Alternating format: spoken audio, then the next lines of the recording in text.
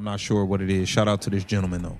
I wanted to ask, and I know this may be like a crazy question, but like, for example, and we all pray it doesn't happen because everybody wants the W to come back. So my question is, if for some reason that there was a lockout and, the season didn't come back. I feel like I can't say that there is or there isn't because I'm not 100% sure, but I know Unrivaled is prepared in so many different instances.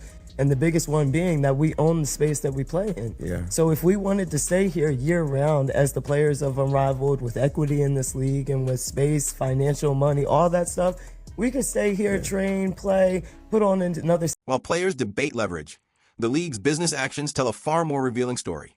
Front Office Sports recently reported that the WNBA is exploring the possibility of buying back the 16% equity stake it sold in February 2021. That stake was sold for $75 million at a time when the league urgently needed post-pandemic capital. Now, just 4 years later, the league wants it back. That alone signals massive growth. Team valuations have reportedly quadrupled. Expansion franchises have been added with more planned. The same stake sold for Survival is now worth an estimated $250 million or more. Investors like Condoleezza Rice and Nike stand to multiply their investment. That does not happen in a league on the brink. It happens in a league entering a new economic phase. This is the real leverage, not Unrivaled, not Project B, but valuation growth driven by mainstream attention fueled by one generational star. And that is the reality the players' rhetoric continues to ignore. Yeah, but y'all can stay there, train, and play, and ain't nobody gonna be watching y'all. That's the part that you're not realizing. Yes, y'all are getting some money from these investors who put in this money. Y'all not making money yet. All of this money that has come in is from investors, okay? Y'all can stay in Unrivaled for 2 years straight and play 3-on-3 all you want. Ain't nobody watching it. At the end of the day, y'all have one season left guaranteed with TNT. After that, they can tell y'all to beat it. Y'all got to start pulling in some ratings. You keep talking. When Cloud points to Project B as proof of value, suggesting that competition itself validates Unrivaled's importance, the logic becomes even more fragile. Because competition only matters if there is demand. And demand, so far, is missing. If viewers are not tuning in to watch Kelsey Mitchell or Alyssa Thomas play 3-on-3 basketball in Miami, why would they suddenly download a new app to watch them play overseas? Geography does not create interest. Platforms do not create loyalty. Stars do. Project B is being driven by technology investors whose primary goal is to showcase their streaming infrastructure. Basketball is the vehicle, not the product. If the experiment succeeds, they promote the platform. If it fails, they pivot. That is how tech investment works. For players, that makes Project B a temporary opportunity, not a foundation. The deeper issue is star power. Unrivaled does not have the names that shift media behavior. No Caitlin Clark, no Sabrina Ionescu, no Angel Reyes, no Aya Wilson. These are the players who pull casual fans into the ecosystem. Without them, viewership ceilings remain low, regardless of talent quality. In modern sports, relevance is not earned solely through skill. It is earned through visibility. Solid veterans do not move ratings on their own. Cultural figures do. And Unrivaled, as currently constructed, does not have them. Project B is only taking on 66 players, and it's not 66 WNBA players. They are taking on players from all throughout the world. Unrivaled can't survive. That's why Nafisa Collier, husband, is talking about he's trying to partner up with the WNBA. Y'all can't survive the way it's going right now. Y'all can't. I'm sorry, y'all can't. This 3-on-3 gimmick thing is not catching on with people. I just gotta be honest and keep it real. So the fact that you sitting here like y'all got all these options, this is delusion. This is the delusional stuff we talking about. That's a beautiful thing, and that's why I'm so appreciative to be a part of a league like Unrivaled. And even people out there, I know it's a touch. Listen closely to what is being claimed, because this is where the disconnect begins.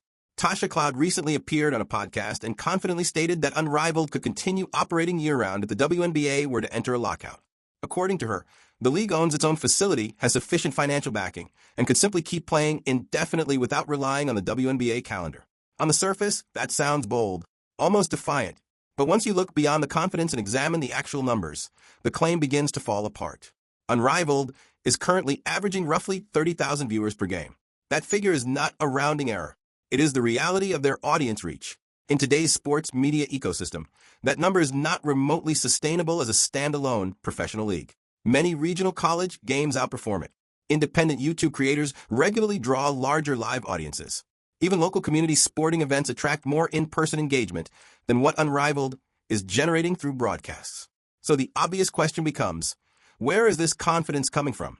Because it is certainly not coming from viewership, advertising demand, or market penetration. Owning a facility does not solve the core issue of revenue generation. Financial backing does not last forever when there is no meaningful return on investment. Investors expect growth, scale, and audience expansion, not stagnation.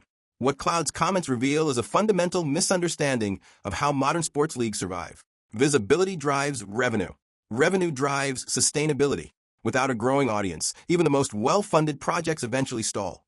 Confidence alone does not keep the lights on. The problem is not ambition.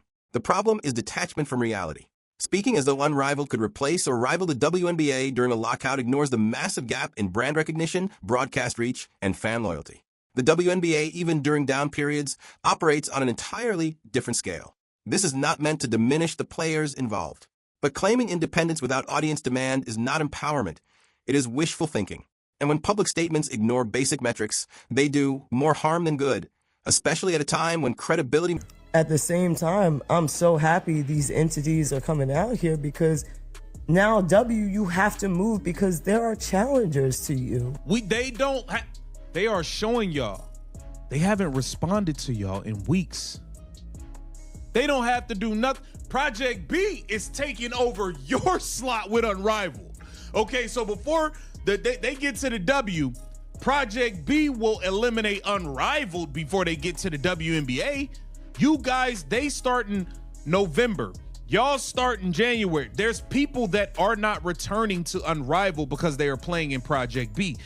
At the core of Tasha Cloud's argument is the belief that Unrivaled and Project B are somehow forcing the WNBA to react, to adjust strategy, accelerate negotiations, or feel threatened by emerging alternatives. It is an appealing narrative. It suggests leverage. It implies power. But when examined against actual evidence, the story collapses. The WNBA has not publicly acknowledged Unrivaled in weeks. There have been no counterstatements, no defensive messaging, no visible concern. Silence in this context is not weakness, it is indifference. Leagues respond when they feel pressure. They do not ignore entities that pose a genuine threat. Meanwhile, Project B is preparing to launch in November, directly overlapping Unrivaled's seasonal window. Rather than strengthening the alternative ecosystem, it is actively fragmenting it. Players are being pulled away. Kelsey Mitchell and Alyssa Thomas, two of Unrivaled's most recognizable names, are not returning because they are heading overseas to participate in Project B's Rome-based experiment. That is not a sign of momentum. That is displacement. Instead of challenging the WNBA, Unrivaled is being squeezed from multiple directions before it ever establishes stability. Project B is not reinforcing Unrivaled's leverage. It is cannibalizing it. And the WNBA, watching from a distance, has no reason to intervene. This matters because leverage only exists when the opposing side feels pressure to respond. Right now, the WNBA does not. Unrivaled's viewership remains limited. Project B has yet to prove it can retain an audience. And players are being forced to choose between short-term opportunities rather than building something durable. The narrative that these leagues are reshaping the power dynamic simply does not hold up. What we are seeing is not competition forcing evolution.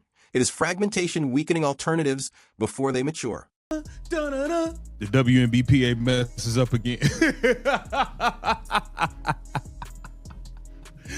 The WNBPA is in shambles, man. We got Tasha Cloud, who I like as a player, talking Delulu. She's filled with that delusional juice that majority of these WNBA Unrivaled players have. I cannot believe the nonsense she spewed. This is where the miscalculation becomes most obvious.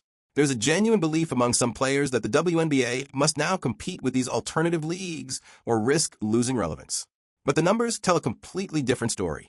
The WNBA possesses something neither Unrivaled nor Project B can replicate: Caitlin Clark. When Clark plays, ratings triple, sometimes quadruple those of alternative leagues. Her college games exceeded 3 million viewers. Her rookie WNBA season delivered numbers unseen in decades. That is not hype. That is data. This is the difference between a sustainable sports business and a venture capital-backed experiment. One is built on audience loyalty. The other is built on speculative funding. As long as the WNBA retains Clark, it controls the gravitational center of women's basketball. No alternative league averaging 30,000 viewers represents a threat under those conditions. No streaming promise offsets that disparity. The WNBA understands this, which is why it is not reacting.